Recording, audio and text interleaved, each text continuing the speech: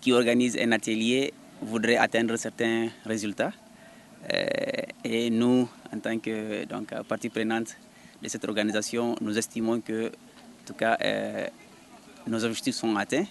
L'un des objectifs, c'est réellement mettre ensemble des leaders religieux de plusieurs contrées, de plusieurs pays, pour qu'ils essaient d'échanger leur expérience, de comprendre l'un de l'autre comment est-ce que la question de paix, la question de non-violence peut être prise en compte avec les valeurs religieuses.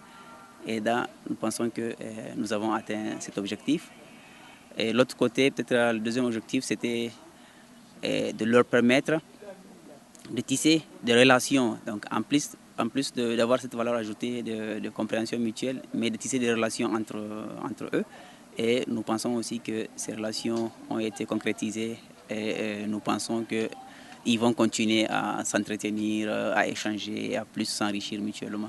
Je commencerai par dire que la question du plan d'action est une question intégrée dans notre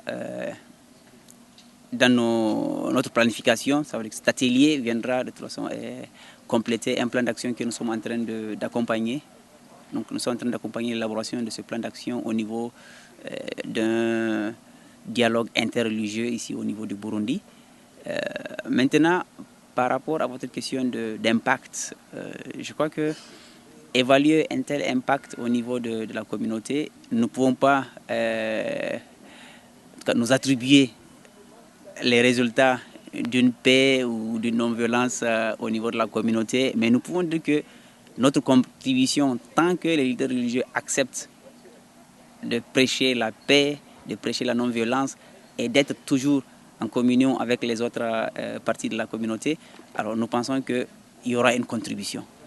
Et cette contribution va venir s'augmenter et s'ajouter à d'autres efforts que fait notamment le gouvernement ou d'autres organisations, alors pour qu'ensemble, ces différentes contributions vont